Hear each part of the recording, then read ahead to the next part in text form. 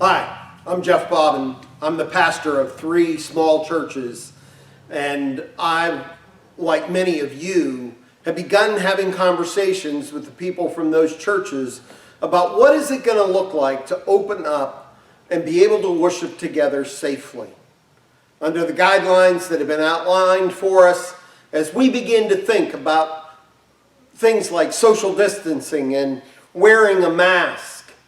We need to begin to think about those conversations. And so I came here to the largest of the 3 churches that normally seats comfortably about 100 people, and thought, how many people can I fit in here with social distancing?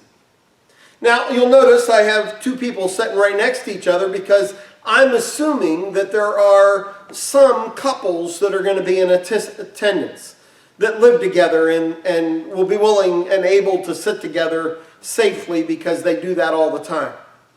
And so I've assumed and put these orange cards up in places where it'll be safe to set and maintain 6 feet apart or safe social distancing.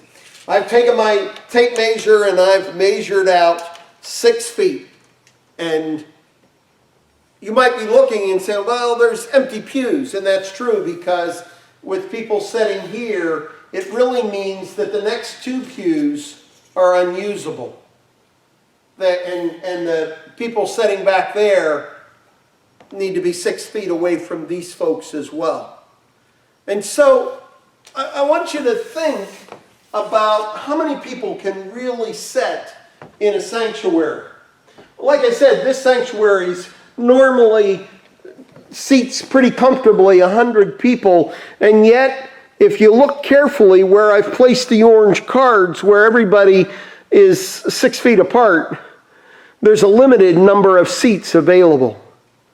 In this case, on one side of the sanctuary, there's room for 3 couples and 3 singles, or 9 people. If I pan to the other side of the church, including needing to keep social distancing from that side that I set up first, and the fact that there is a short pew here, I can only seat on this side of the sanctuary 3 couples and 2 singles, or another 8 people. Now, as you're looking at the video, you might tend to want to look back and say, well, there's an awful lot of empty space there, and that's true, but don't forget, you need 6 feet all the way around those people to maintain social distancing. And if your church is like mine, you have people that want to sit in the back row. I've put some folks in the back row and left what might look like a little extra space back there, but in reality, it's not.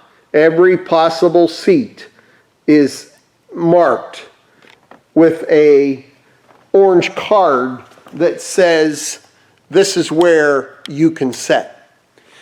Now, I've done this because I think it's vitally important as we have conversation about opening up our churches that we begin to ask important questions. How many people can we really safely sit in our sanctuary? What assumptions can we make? Are people going to be willing to socially distance, stay 6 feet apart? Or are they going to be willing to wear a mask?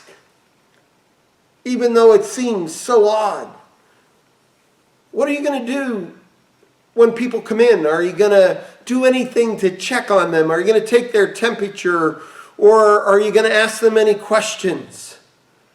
What are the decisions that you need to be thinking about? Now's the time to begin thinking about that as we move closer to a time when our buildings can be open.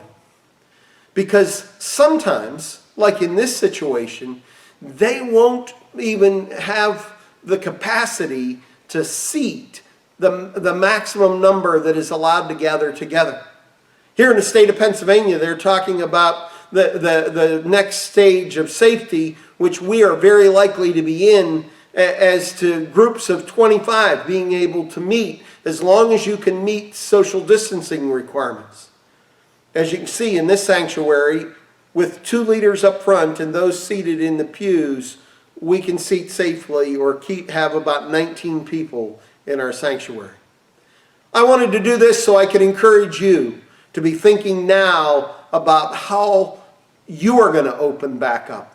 What are you going to do that this time of coming together for worship and praise will be done in a safe manner, and yet we can praise God for what we have learned?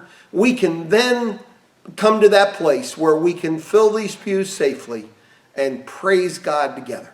I'm looking forward to that day as much as you are, and I hope this has been helpful in your thinking about what do we need to do before we decide to open our doors and praise God together.